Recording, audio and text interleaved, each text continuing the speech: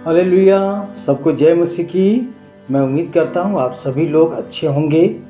हम अगले भाग की ओर जाएंगे जहाँ पे परमेश्वर के पता लोगों ने पूछा सेवकाई के दौरान, और उस समस्या का समाधान मिल चुका है प्रभु के दास को, और उन्होंने उस किताब में वर्णन किया और यहाँ इस प्रकार से लिखा है। फिर उत्तर आया, यीशु ने कहा, मैं मारा गया और पुनरुत्थान हो गया। मैंने अपने प्रत्येक अनुयायी के लिए पवित्र आत्मा भेजा है। मैंने बताया कि मैं तुम्हें कभी भी अनाथ नहीं छोड़ूंगा। मैंने यह भी बताया कि मैं परमेश्वर से विनती करूंगा और पवित्र आत्मा तुम्हें पास भेजेगा, और उन दिनों में तुम जान जाओगे कि मैं पिता में और पिता मुझ में है, मैं तुम में और तुम मुझ में हो। इस बात की सत्यता को मैं धीरे धीरे पवित्र आत्मा के द्वारा देखता गया। परमेश्वर पिता और परमेश्वर पुत्र मेरे अंदर ही वास कर रहे थे। दूसरा कुरिन्थियों में मैंने पढ़ा कि परमेश्वर ने हम पर मोहर लगाई और पवित्र आत्मा को हमारे हृदय में भेजा। मुझे परमेश्वर का पता मिल गया। मैं जान गया कि परमेश्वर का पता वही है जो मेरा पता है। फिर मैं उन मसीही भाई बहनों के पास गया और उन्हें धैर्य से प्रचार करने लगा। हम परमेश्वर का निवास स्थान जान सकते हैं। अब मुझे उसका पता मिल गया है। मेरा पता ही उसका पता है। अपनी पूर्ण सामर्थ्य व शक्ति के साथ वह मेरे भीतर पवित्र आत्मा के द्वारा रहता है। पवित्र आत्मा के द्वारा परमेश्वर पिता और परमेश्वर पुत्र मेरे अंदर रहते हैं, और जहाँ जहाँ मैं जाता हूँ वहाँ वो मेरे साथ जाता है। वह आपके भीतर भी रहता है और आपका पता उसको पता है। यदि आप अपने घर में रहेंगे तो वह वहाँ है। यदि आप अपने व्यवसाय के स्थान पर जाएंगे तो वह वहाँ भी जाता है। यदि आप रसोई में काम करते हैं तो वो वहाँ भी है। परमेश्वर आपके भीतर रहता है और उसके स्रोत आप में हैं। भाइयों एवं बहनों, मैं आगे बोलता गया। मेरे पास न सोना है, न चांदी, अन्य वस्त्र और रहने का स्थान भी नहीं है, परंतु मेरे पास आपको देने के लिए कुछ है। परमेश्वर आप में रहता है। आप में से जो परमेश्वर के पास नहीं है उसे अपने उद्धारकर्ता के रूप में ग्रहण कीजिए, और स्वर्ग और पृथ्वी का उत्पन्न करने वाला अपने सभी स्रोतों के साथ आपके हृदय में वास करेगा। वह आपकी आवश्यकता पूरी करेगा। इस संदेश को सुनकर उनका विश्वास बढ़ता गया। यही मेरी सेवकाई का आरंभ था, और मेरे प्रचार कार्य का कोने का पत्थर उस समय तक मैं परमेश्वर को विभिन्न स्थान पर पाने का प्रयत्न कर रहा था। जब भी कोई प्रसिद्ध वक्ता प्रचार करने के लिए आता था, मैं सर्वप्रथम वहां चला जाता था ताकि वहां परमेश्वर से मुलाकात कर सकूं। कभी कभी मैं पर्वत पर प्रार्थना करने के लिए जाता था, कभी गहरी खाई में भी जाता था। मैं प्रत्येक स्थान में परमेश्वर को ढूंढने का प्रयत्न किया, परंतु जब मुझे यह सत्य मिल गया तब मुझे इन कारणों की आवश्यकता नहीं रही। मुझे परमेश्वर का पता व स्थान मिल गया था। मैं अपने लोगों से कहता था, परमेश्वर हजारों मील दूर नहीं है। वह तो 2000 वर्ष पुराना परमेश्वर नहीं है। वह केवल भविष्य का ही परमेश्वर ही है। आपका परमेश्वर आपके भीतर अपनी सारी सामर्थ्य, शक्ति और अधिकार के साथ रहता है। उसका पता तुम्हारे अंदर है, इसलिए आप उससे रोज बातचीत कर सकते हैं। किसी भी समय किसी भी स्थान पर हो सकती है।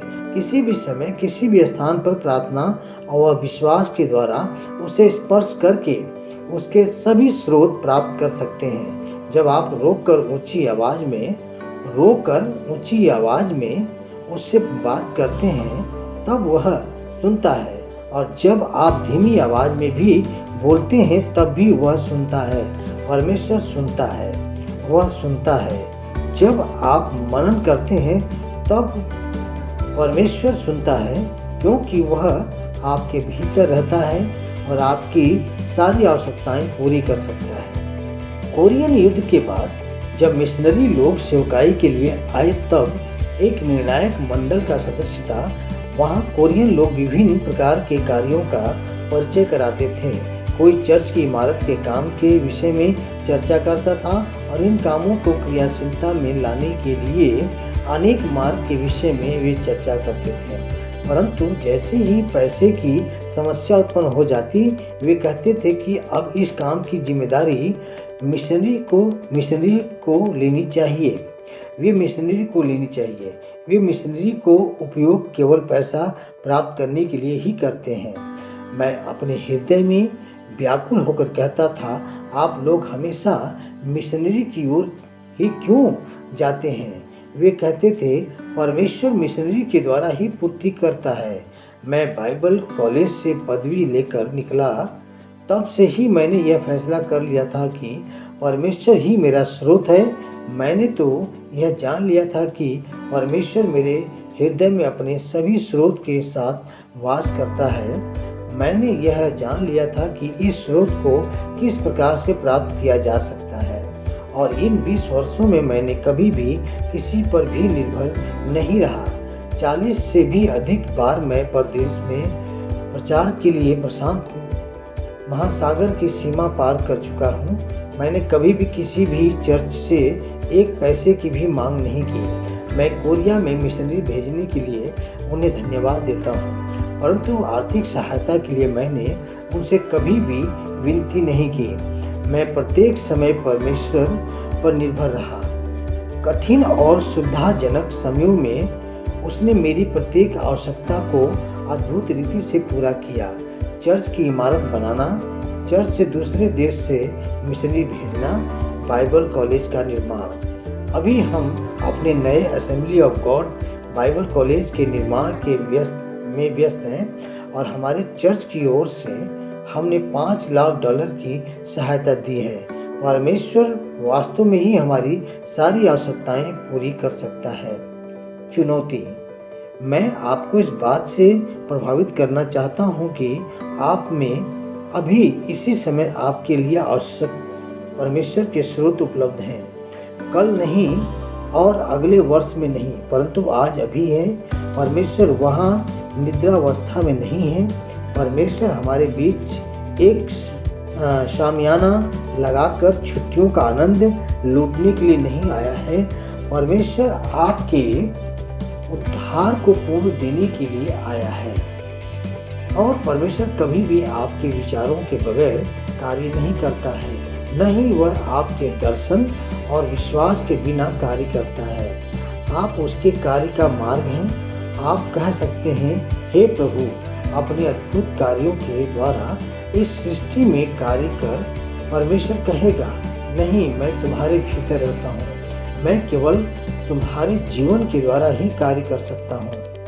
आप ही उसके कार्यों का मार्ग हैं। संपूर्ण जिम्मेदारी आपकी है। यदि आप परमेश्वर के साथ काम करने की अपनी प्रवृत्ति में परिवर्तन नहीं लाना चाहते हैं, तो परमेश्वर आपके द्वारा कार्य करने में असमर्थ है। आप परमेश्वर को जितना विस्तार देना चाहते हैं, उतना वह विस्तृत होगा, और आप उसे छोटा बनाएंगे तो वह छोटा बनकर रहेगा। जब पापी लोग टूटे हृदय लेकर दुखी आत्मा से परमेश्वर के पास आते हैं, तब मैं उन्हें यही शिक्षा देता हूँ, परमेश्वर आपके भीतर वास करता है और आपके पास यीशु मसीह में सारे स्रोत हैं। फिर मैं उनको फिर से यह शिक्षा देता हूँ कि उनको परमेश्वर के साथ कार्य करने के लिए हृदय को तैयार करने की आवश्यकता है। एक एक करके वे नए विश्वास में आगे बढ़कर चमत्कारी व विजयी जीवन व्यतीत करने लगे। यदि ये लोग गरीब और असफल थे, तो यह कैसे असंभव हुआ कि उन्होंने 1969 से 1977 तक चर्च में $1 करोड़ का योगदान दिया। प्रति वर्ष हम एक ऐसा नया अभियान चलाते हैं जिससे 1 या 2 मिलियन का खर्च होता है। ये सदस्य दे सकते हैं क्योंकि उन्हें दिया गया है, और वे अत्यंत सफल होते जा रहे हैं, क्योंकि वे जानते हैं परमेश्वर के स्रोत को किस प्रकार प्राप्त करना है। परंतु सर्वप्रथम उन्हें दैहिक पापों से मुक्ति पाने को शुद्ध होने की आवश्यकता है। अनेक लोग 4 प्रकार के दैहिक पापों से संघर्ष कर रहे हैं, और यदि मसीही व्यक्ति परमेश्वर के लिए विजयी बनकर कार्य करना चाहता है तो उसे इन 4 प्रकार के कामों पर विजय प्राप्त करना चाहिए। यदि वे ऐसा नहीं करते हैं तो परमेश्वर को अपनी आशीष से उनमें उड़ने का कोई मार्ग नहीं मिलेगा, क्योंकि उन्होंने अपने हृदय का मार्ग पाप के द्वारा बंद कर रखा है। 20 वर्ष तक लोगों को परामर्श देते हुए मैंने ये 4 प्रकार के पाप देखे हैं, जिन पर प्रत्येक को विजय प्राप्त करना चाहिए।